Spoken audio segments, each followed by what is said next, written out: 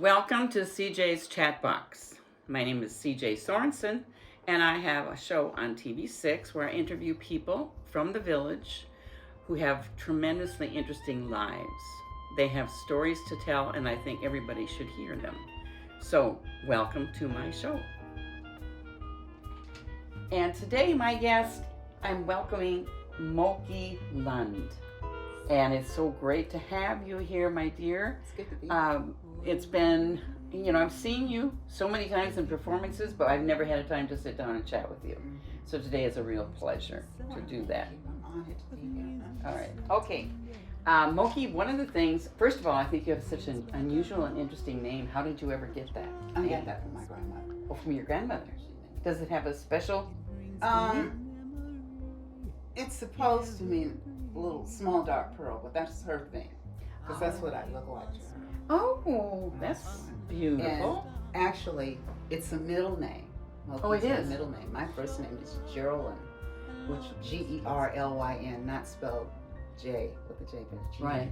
My cousin named me, and my grandmother gave me the middle name. And that's the one that you've used most of your life? Yeah. Especially Pretty in your, much. in your professional life. In my professional life. Right. Uh-huh. So you grew up where? I grew up in Virginia, Okay. Portsmouth, Virginia. And was large family, small family? How many? I'm the oldest of 9 children. Ooh, you were busy. I'm the eldest of 6, and I know what that means. Yeah, and since yesterday was my birthday. Oh, for heaven's sakes! A belated happy birthday. Thank you. But I also have my baby sister and my middle sister will all have the same birthday. Oh, for heaven's sake! That was well planned. Yeah, I guess. I don't know if they planned it that way, but Where did you always sing as a kid? always sang in church. Okay. In the junior choir. So you sang in church. Mm-hmm. So did you sing gospel or just hymns? Just hymns. Yeah. And then after a while, like when I I think around 18, 19, I left Virginia, Mm-hmm. came to California, to San Diego of all places. Okay. Because I always wanted to come to California. That was my dream too. There's so many people I've met in the village that their dream was always to be in California, and here we are. Growing up with the Mickey Mouse Club. Oh yes. Oh right. So was your first Disneyland. time that you did sing by yourself? How old were you then? Were you still little? When I sang, the first time I sang by myself was kind of embarrassing. So I was so shy, and I used to sing in the kitchen, washing dishes, and I'd sing loud, and my mother loved it, so she decided to put me in this little song. It wasn't a contest, but it was a show. And since I'd never sang before in front of people, I got on stage and I walked out and I saw all those people. Mm. And the piano player was playing the song. The song was, I still remember the song to this day. Lift Him Up. It was Okay. and I started to sing. I was going, she said, and I hear it, sing louder. They can't hear you. And I go, and my mother was so embarrassed, I had to leave the stage because I saw all of these people. And then this little 6-year-old goes up and sings loud. And my mom said, why do you sing like that? Why can you? And she didn't understand what I was going it was through. again being in front of a crowd. And I was always very, very shy. And so from then on, when I'd wash the dishes and I'd be singing, she'd say, shut up! Why do you sing like that? You can't sing it on stage, but you can sing it in the kitchen. She said, shut up! Oh, Why didn't you sing like that when you had an opportunity to? So you really didn't then sing anymore after that till you came out here? Yeah. And after that, I think that's why I sing so loud and, You're making up for it. Yeah. But also, the fact that if indeed you were shy when you first started singing, sometimes it is really important to hide behind your talent, which you can sing loud even if you're shy, because that's your talent. Yeah, and it's interesting because when I was in San Diego, I started out, I was singing with a little garage band, and it went from there to coming together with some musicians. And I can't remember where they heard me, but we all got together and we started singing in San Diego, the Mission Valley Inn. And it was the band was called Waterfall. Oh. And I loved that band. To this day, I love those musicians. But you were living in San Diego at that time? Mm-hmm. So therefore, once you had found this group, if from what I'm learning here too with the musicians is that there's just a network and a pipeline of how to get a hold of another musician. So is that how you moved from one, or how long did you stay with that band? I stayed with them until we disbanded. Really? The musicians had dreams of moving to LA. Okay. And wanting to have a career. And actually some of them really they've all done quite well. How many were in the group? Let's see, it's Mike, Tim, Larry, Pat, Bill, Art. Wow. There were 7 of us all together. Now, what kind of songs did you sing? We did cover songs. Okay. We did what was of popular. a certain era, or all different genres? Well, no, we never did any jazz or anything like. We did what was popular at the time. Okay. And I can remember us performing at the Mission Valley Inn, and Wolfman Jack came in. Wow. And this is how long ago Wolfman Jack came in, and he got up on the stage and was singing with me, and he said, he started singing "When a Man Loves a Woman" or something, and he turned around and he said, "What are the words?" what words? What words? Because he'd been drinking, Oh. But it was so much fun. Yeah. That was a great band. Yeah, that's good. And so it lasted quite a few years. Oh yeah, the drummer went on to be with Dan Hicks and the Hot Licks, and then start playing with other people. And every musician that replaced a musician went on to stardom. Mm-hmm. Wow. Yeah. And so you were playing with they weren't slouches, they were good. And that's really nice too for your first experience in singing professionally, is to have some good musicians behind you. Yeah, I was spoiled, And it's interesting, when you're used to singing by yourself, because the very first musicians I worked with, there were just two of us. I mean, there were 2 of them. Just a piano player and a bass player, Tim and Blair. And we called ourselves A Twist of Lime. Wow. And we played. That's classy. Yeah. We played up in Mammoth Lakes, and we did little small venues.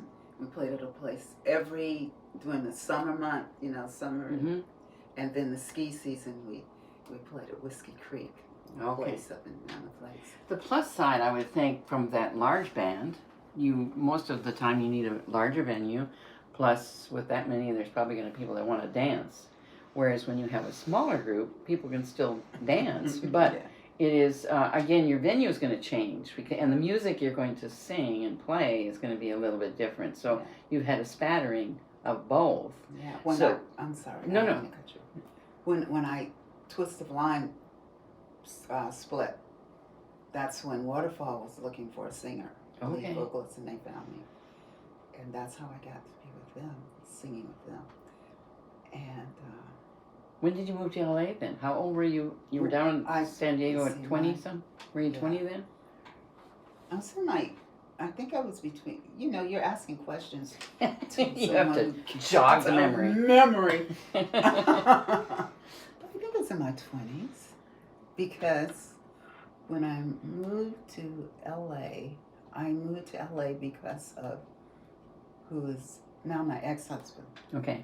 Because during the time while I was working with Waterfall, there was this dance troupe that came in from Seattle. All right. And one of the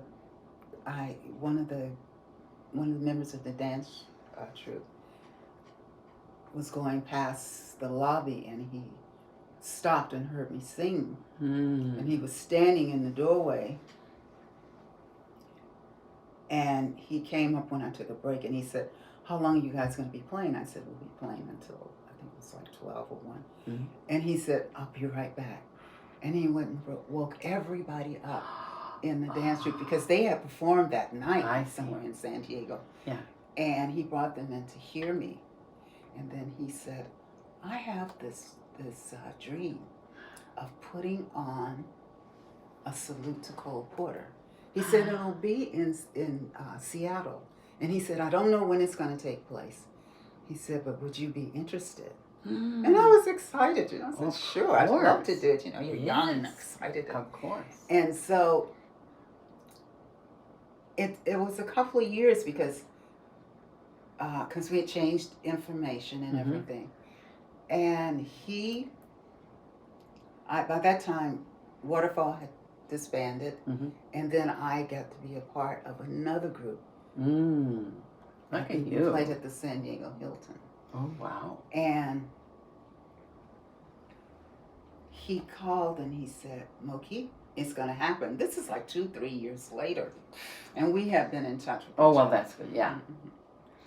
Yeah. So, and so he called. I had to take a break from the band. And I went to Seattle. And we did this incredible, the rehearsals. I'd never done anything like this before, you know. And they talked about this keyboard player who was always late. And who ended up being my husband. But he also played sax but that experience was absolutely wonderful. I always remember having film of Fred Astaire and Ginger Rogers behind me while I was singing. I can't remember the song. It wasn't "You're the Top," so I can't remember the song. But anyway, it was a great experience. I met my husband, and I was still living in San Diego at the time. And then he moved to LA. And then because things were happening, and I decided to move to LA and be with him. He asked me. Okay. And then. And you had children? I have 2 daughters. That are beautiful. I've seen the one, especially Jazz, I've seen on. Rio's kind of shy like me, and Jazz is shy too. Yeah, beautiful. But, and you were married a while then? Oh, yeah. We were together for 24, 25 years. Okay. But you're still friends? That's the We're other the part. best of friends. Yeah. That's really nice, especially for the family. Makes it nice. Yeah. So that experience of singing Cole Porter in Seattle, the whole rehearsals and all of that, and when you moved to LA to be with him, when did you get to start doing your backup singing with Denise Williams? Okay, I was going to get. Okay, good. Before I moved to LA, I think I was in LA, but because I was going back and forth, I was working with different musicians at a place in La Jolla. And I'm trying to think of that. The Summer House Inn. I worked at the top of the Summer House Inn. And I was working with them, with these different musicians. And they were keeping me for the management. Loved having me there. Okay. But then when I was in LA, I was sitting in a kitchen in a studio, and these 2 singers said, "Moki, Denise needs a 3rd singer. Would you be interested in joining us, being a backup singer with Denise Williams?" And I'd never done that before. Right. Just commercial work, some jingle work. Right. I'd never even done any backup jingle work. Okay. I'd always done solo. Yeah. Right. And so it took me a long time to get the whole backup thing. But George and Shannon, it was Shannon Rubicon and George Merrill, who wrote "I'm Saving All My Love for You." Oh. They wrote a lot of hits for Whitney. Oh. Okay. And a couple of songs for Denise. And so I got to go on tour with Denise Williams. So did you get to travel all over? Oh, we got to travel. Oh man, went to England and Wales, and, Sweden, and it was fabulous. well, I mean, again, those experiences you just can't. They live forever in your mind. Oh, it was just wonderful. And you did say something. Now I don't know if this was when you were in San Diego, but you said you met Al Jarreau before he was really even popular. I met Al Jarreau before I met my husband. I was with a Twist of Lime. Yes. And at that time, we were performing in L.A. in Beverly Hills. The owner of this place, I don't know, he was an old football player. His name was Tex Peoples. Oh. He owned this restaurant. Mm-hmm. And he wanted to manage the group. So we were performing in his restaurant. And one night, Al Jarreau and his wife, I don't think he was married to Susan then, but they walked in. And they used to come in and we'd sit and talk. And I just have such incredible memories. Yes. Yeah. And again, before the stardom, because it went easier access, I'm sure, to meet people and actually sit and converse with them before they become so popular that everybody's after them for, autographs or whatever. But, I mean, there was only one. And to have a unique voice like he did, there's so many that had unique voices, but there's only one. But he's so humble and such a beautiful person. Just a lovely, lovely, lovely person. So how long did you travel with backup as Denise? And did you like the backup? I enjoyed working with George and Shannon. At the time, both Shannon and I were both pregnant. Oh, nice. How did you cover that? She found I wasn't showing then. Okay. But I decided to not do that anymore. Okay. And then I ended up with working with my husband. Okay. And we did a lot of different things. We went to Japan, did some stuff. Did you perform when you were over there then? Did you get just gigs? A little, yeah, because we would go in.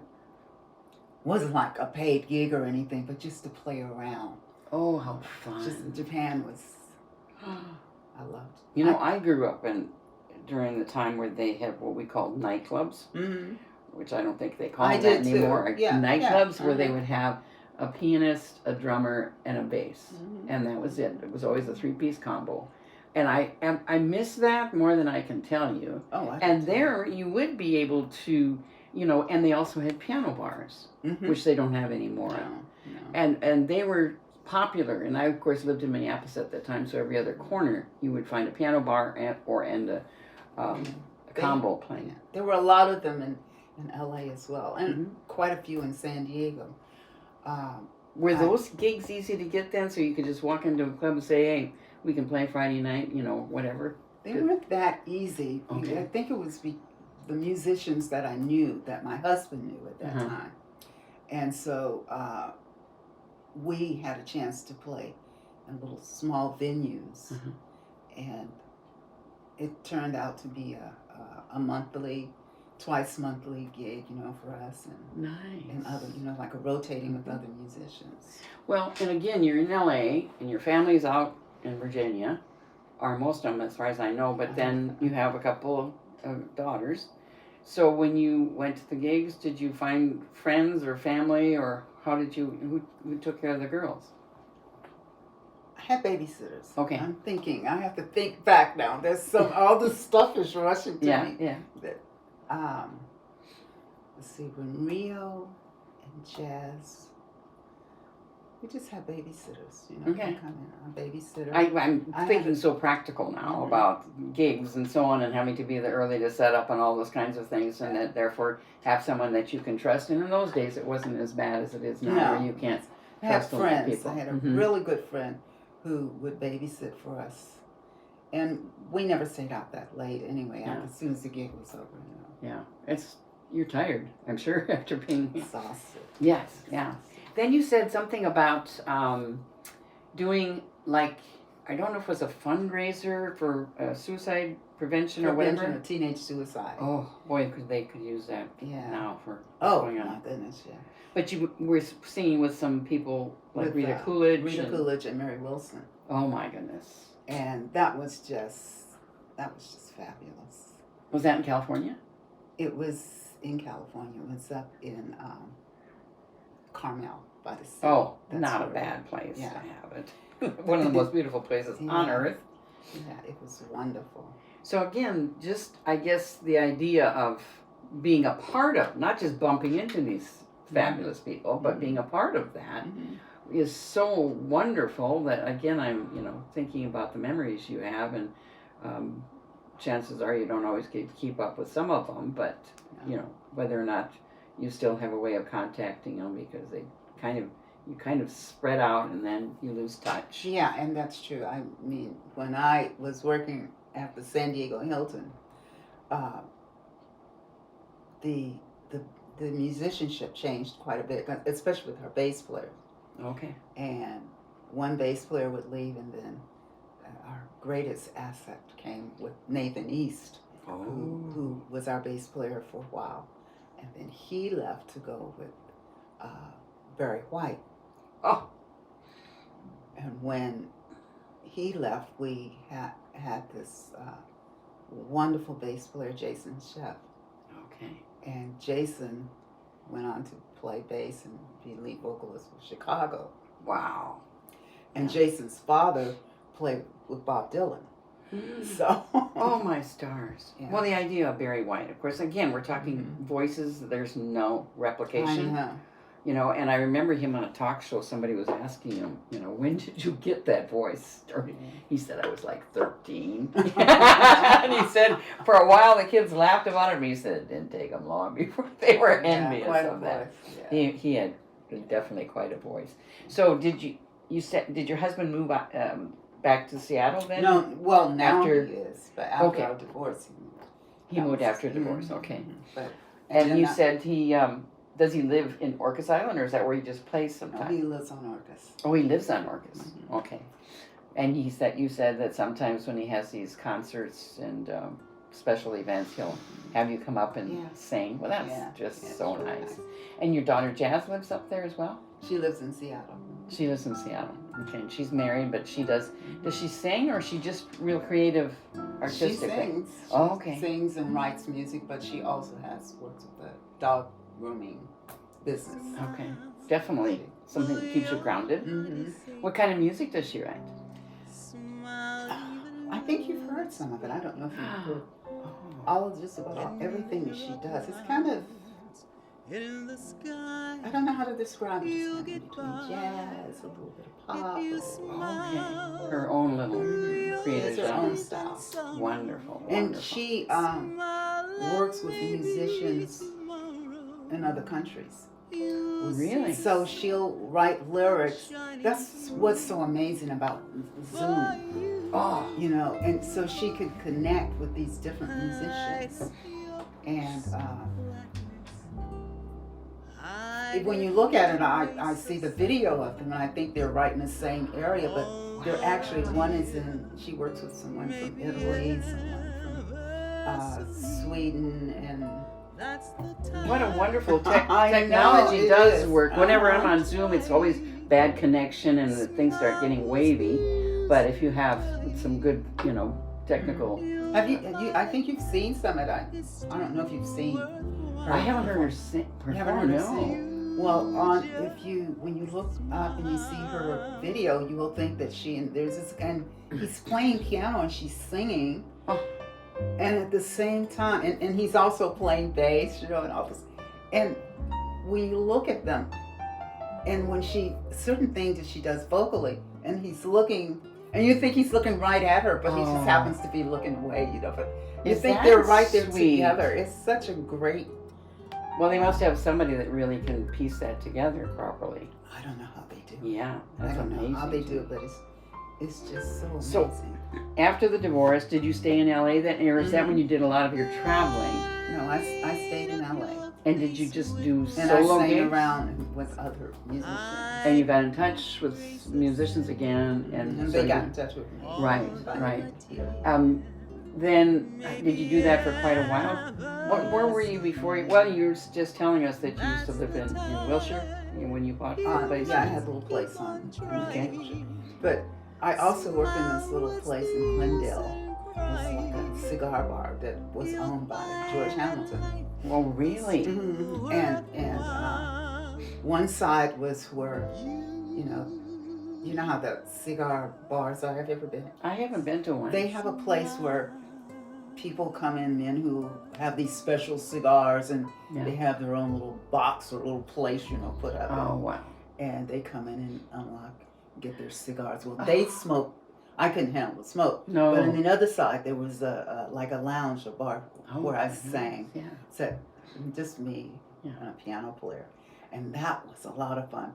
And I remember the first time when I auditioned for it, because a friend of mine said, George Hamilton is looking for some musicians to perform in his bar, and he said, asked me if I would be interested. I said, well, I don't have any musicians around right now. Everybody I know is just doing something else, and so I just went in and did a few songs a cappella. Oh, wonderful! And it was so I got it, and I got a piano player. But I remember George Hamilton coming up to me and saying, "Where did they find you?" Was he? I'll ask an embarrassing question, but was his skin as dark or yellow as you see him? Because because his skin was bronze. Oh, and he must use some kind of. He said that he followed the sun. Oh, because he has the money, he can travel around. He just followed the sun. Follows the sun. That sounds so great. But I remember one of his friends. He came in one night, and his friend said, he had his little entourage, and one of them said, "George, why don't you get up and do a melody of your hit?"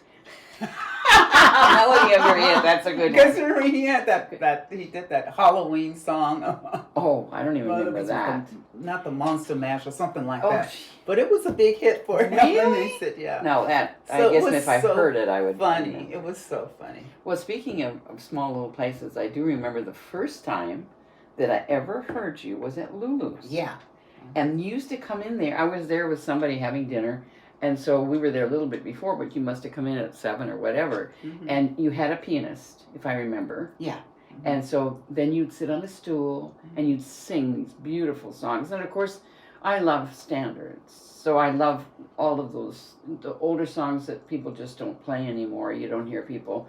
And so it was really, and again, it reminded me of the nightclubs when I was younger, that you just would have a couple of people there singing, making your dinner party. It was not loud where you couldn't hear yourself think, but it was just quiet and just like background. It was beautiful. That's what I loved about being in LA. There was a little place that booked a lot of jazz musicians called Le Cafe. And that was the place that I performed in.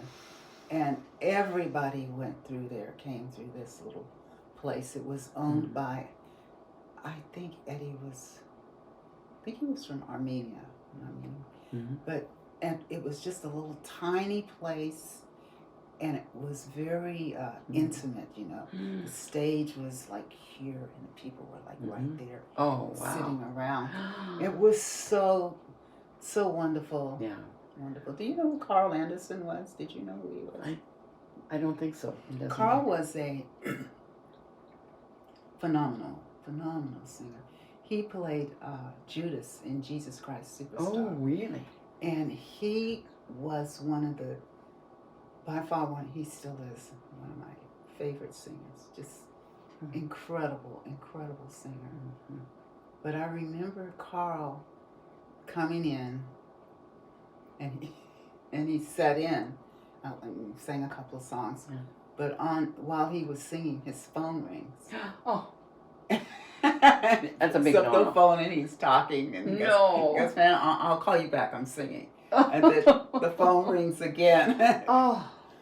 He was in demand. Oh, he is. He was a quite an interesting person. But I brought him up because he was such a phenomenal singer. And one night he was performing, and he said, "I finally found my voice." I never understood what he meant by that, because his voice was so pure and so good. Just amazing singer. So what did he mean by that? He found his voice. Like we tend to, as vocalists, we learn a lot of the songs from other singers. Okay. And we try to sound like that person. Emulate. And trying to find your voice to make the song your own. Your own. Yeah. And I thought he'd already done that. Yeah. Because his voice is just... So I learned a lesson from him. Yeah. Did you ever experience that? I mean, did you have certain singers when you were young and beginning that you wanted to copy or idolize, certain singers, whether it was Sarah Vaughan or Ella Fitzgerald or, Peggy Lee or any of those? Did you have anyone in mind that you really emulated? Really. I just love their songs. And when I would learn the song, if it was a Peggy Lee song, I'd learn it like Peggy Lee. But I could never, after I learned the song, I could never do it like Peggy Lee. But almost, it sounds to me as like that was probably the best thing that happened then, because even though you were singing their songs, that you couldn't make it sound like them, so it became your voice. I had this thing where I mentally blocked out the way they did the song. But I could remember the lyrics. Right. And some part of the song, like when I did Fever or... when I did... Julie London. She did that too. Right? Yes, she... Yeah. Wow. Yeah. There's so many. I remember seeing Peggy Lee once at the Westwood Playhouse. Very intimate theater, which was the only time I was there. But I felt like she was sitting in her living room. She was singing there because it was so intimate. Yeah. The stage and the audience were not so highly, separated that much. Yeah. Because she was actually, very, very good. But I'm happy to hear that. Did those people that you kind of, like their songs, did that change over time, or did you stay pretty much with the type of music that you always liked when you were young? Did it carry into it, or did you change midstream and start singing different kinds of artists? I always stayed with what I loved the best. But if there was a popular tune out, that I liked, I'd try to make it my own and not sound... I remember someone saying to me, I was in Lava Lee. There was Lake Cafe, there was Lava Lee. Okay. Those two places I sang at. I remember someone coming up to me and said, I like the way you do that song. He says, but you don't sound like Diana Ross. You don't. Really? He said, you don't do it like Diana Ross. And I like Diana Ross. And I just said, well, you should go and listen to Diana Ross. I didn't know how to respond. So that was... Yeah. But when you're saying that now, it's that I have heard you sing many of the old standards. But one night, it was during, I guess, summer or something, last year, when I went over to Paso Park and you guys were playing there. And you were with Woods Combo then, and you were singing Smooth Operator by Sade. Yeah, I love that. I love Sade. So well. Yeah. You do that so well. I was just mesmerized. You had good sound system there, and I was sitting way off to the side, but it was excellent. So when did you move to the village? I've been here for about 5 years. Just 5? Maybe longer, I can't remember. Did you get involved with musicians here right away, or after you left Lula's, you were there, but then when you no longer sang there, did you find another venue that you sang at? No, I'm trying to remember how that happened. I had a roommate at the time. I was staying at her place, and she knew Sharon Joyner. I don't know if Sharon. That sounds familiar, yeah. Well, she was doing this monthly thing with Ben and Friends. Oh, Ben and Friends, yeah. At the holiday. And so she was doing that. And Sandy was good friends with Sharon. And she said, I have this friend who would love to, she said, I want her to go and, be a part of Ben and Friends. I think if they heard her, they would. Yeah. Oh, yes. I heard you there, and that was way after Lulu's, naturally. But, I did hear you many times with Ben and Friends. And then, so it was after that, because I also went when you first formed Woods Combo, and you were playing at the Clubhouse 1 in the main ballroom. And I was excited, because I thought, it'll be different kind of music. Yeah. So I went, and the music was fabulous, but it was all couples. And when I go to rock and roll Yeah. dances, I can dance by myself. But I didn't dare do a waltz by myself or a two-step. So it was like, oh, yeah. Well, the Woods combo, that's interesting because Bill and Dutch came in Mm-hmm. at the Holiday Inn, and they said they were Oh. thinking of putting a group together. Mm-hmm. I guess they were already performing anyway, playing Okay. together, Right. and asked me if I would be interested in singing with them. Yeah. And so we went to a couple of rehearsals, and that's how Yeah. the Woods combo. Well, started. you know, it's interesting because we do know we have a lot of really good musicians here in the village, and for them to show themselves and are interested in picking up the guitar again or singing again, whatever. But because my mind goes a mile a minute, I'm thinking, oh, wouldn't it be fun? Just like Dutch and Bill came to you and wanted to form this, is that to have a place where all the musicians are there, and you just say, oh my goodness, we could create this group from these guys. We could have you and you and you and you, and then you could play here, and then we'd have a different sound with all these other. That would be so fun. That's interesting. That would be. Yeah. That would be. You know, I think that some musicians are very selfish. Yeah. Not in. I don't mean it in a negative way, but they get locked into what they do, and they don't want to break that little puzzle. They don't want to share that because it means so much to them. And then others don't have the confidence to move to do other things. And there again, the confidence and the competition is that when those things get in the way, it takes away from, I think, the musicianship. Is that instead of appreciating this guy's playing the best bass, this one's playing the best lead, and this guy sings best, and to say, not that you're going to, you can still have your own group, but to have certain times where you pick pieces out of, just like you said with playing in San Diego, the different musicians that would come and go, somebody else would fill in, and the experience of that, as for the other musicians, but also especially for the singer, to have that kind of backup. But when I was in San Diego and the musicians would leave, the band that I played with, called the People Movers in the San Diego Hilton, that was the gig to have. So many people, if a musician left, and John Ozen, who was the leader of the group, he personally picked these musicians. And when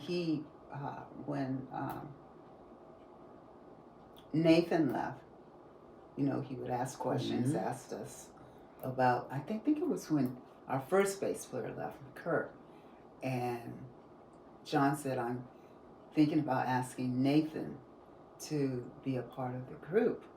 Oh. And I said, you should ask him. So Nathan came in and he sat and he listened.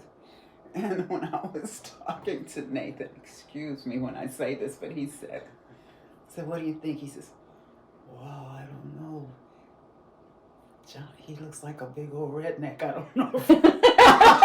I don't know if I want to play with him. And I said, he is the greatest guy, Oh. He did, because he was impression, very, he was very intimidating. Yeah. But the sweetest human being on the planet. Yeah. And so Nathan, and also John videotaped all of our weddings. Everybody. Oh, really? Oh, how nice. He was there at all of our weddings. He was just a fabulous person. But going back to the whole how musicians come and go, it's, the lead of the group, John personally, he handpicked his musicians. He did that with his singers because he had a singer who finally left, and he came and asked me, he came over to my place and asked me if I would be interested in it. Wow. So were there a lot of, as you said, sometimes the lack of confidence is their egos are too much to fill the ego, so they don't want to share the stage, or was that a problem then as well? We never had that problem. Isn't that wonderful? When I say, by ego, I think what I'm trying to say is that musicians, as I know for myself, when you get to this place of questioning yourself, whether you're good enough, you're kind of nervous about somebody else coming in and thinking maybe they're going to move you off, move you out of the picture. Yeah. But at the same, I've never worked with a musician that had a huge ego. All of the musicians that I've ever worked with were kind, and they were very supportive of me. You know, and so I don't see most musicians, as being huge egotists. I mean, I know there are a few. Yeah. Because I've been around a few. Right. But that's them. Yeah. You know.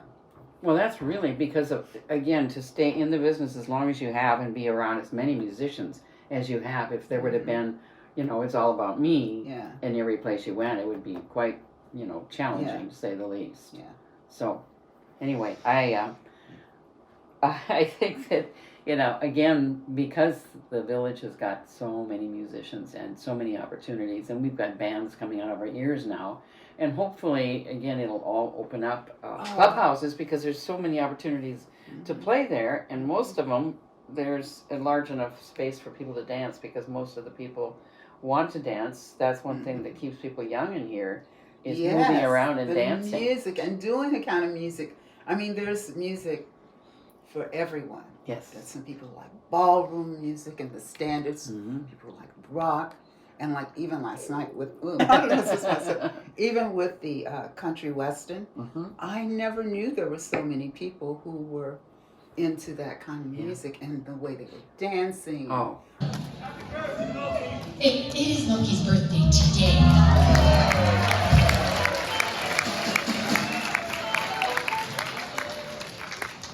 And we get the present.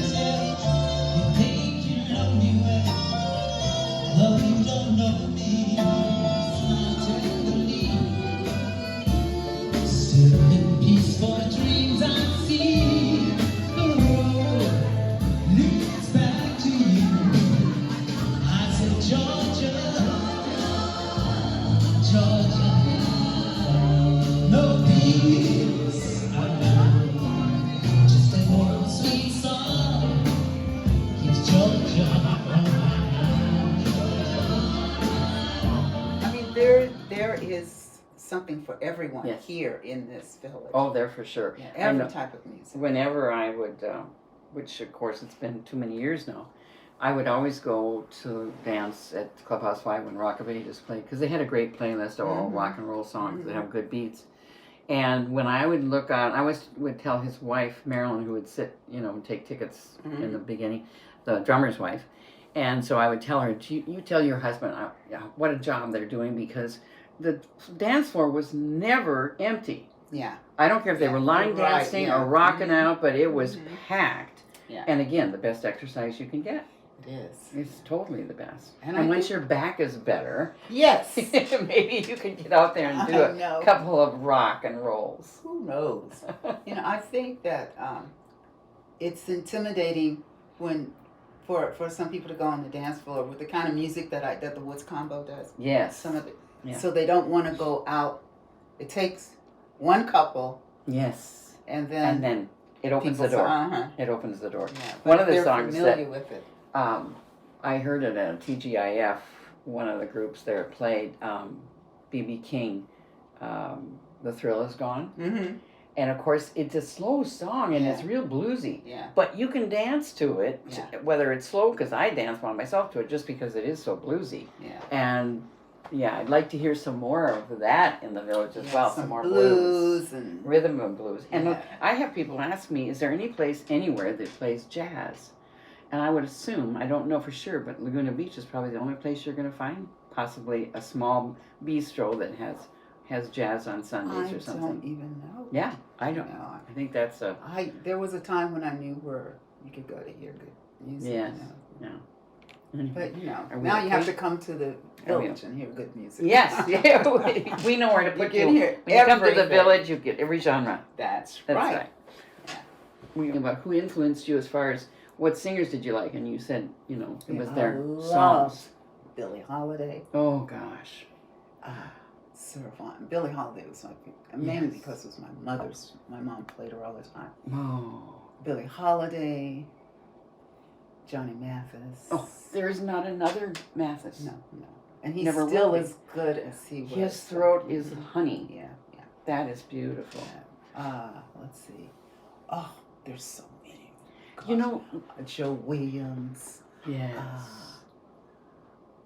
Oh my gosh. When you there's mentioned so many. Billie Holiday, and of course that was again before me, but I've been exposed to that. Mhm. And again, the once of a lifetime sound that she had. Mhm. And we don't have people coming up that have that unique voice, like a Mathis, say, Yeah. that, you know, that they have a uniqueness that will go with them forever. Mhm. But do you ever do any Billie Holidays when you're doing the Woods combo? Do you sing her? I haven't done any of her stuff. You know which one? But I do Good Morning Heartache. I think it's on the CD. Yeah, okay. But I used to do a lot of Billie Holiday. The one that she did, what's the hanging fruit? Oh, Oh, my stars.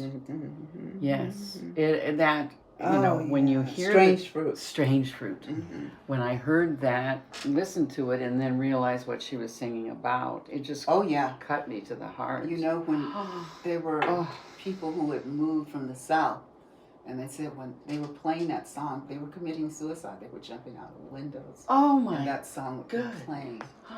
And Mm. you know, for her to be on the road and to see something like that, she was Oh. on the road, and she got off the bus to go to the bathroom, Right. and she happened to see them hanging. Mm. Yeah, hanging in that there. was, you know, one of the things that we didn't touch on, and that I did ask Rabbi Blue about it, because he traveled with Lou Rawls for 7 years playing bass. Mhm. And I said, how did you not get involved into the drug part of musicians and touring and gigs?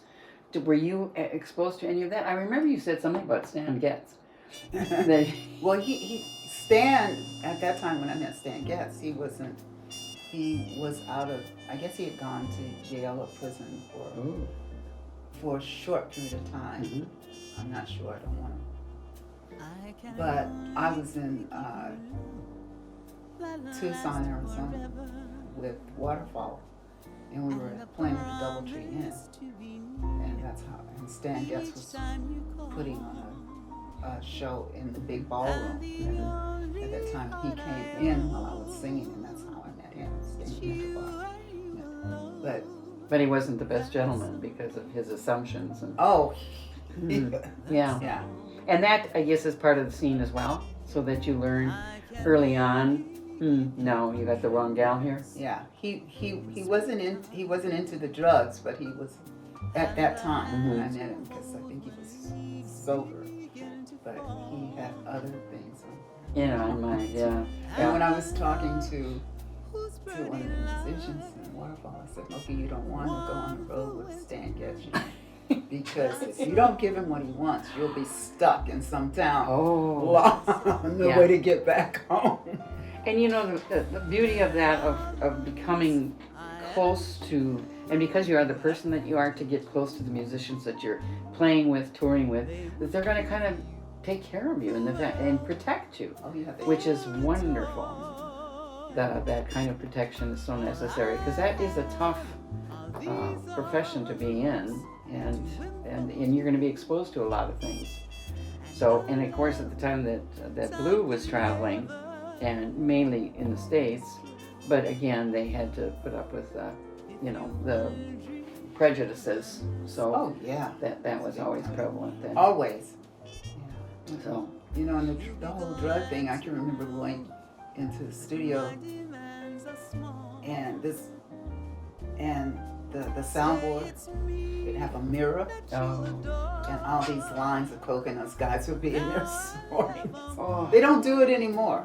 You know, Praise they're not, the Lord for that. Yeah, they're done with that. But I can remember seeing that, Mm. and I wasn't into that. Yeah, I would think because to be out of control, whatever, if it's your voice or in playing an instrument, and I'm again making generalizations here that maybe they can play an instrument easier, but singing and being under the influence of I don't know how something they- would be It awful. would be very hard to concentrate and do something. But what I noticed is that most of the musicians they'd work all day, they're doing studio work, and No. they'd come in and that I guess That's that got was them the- awake.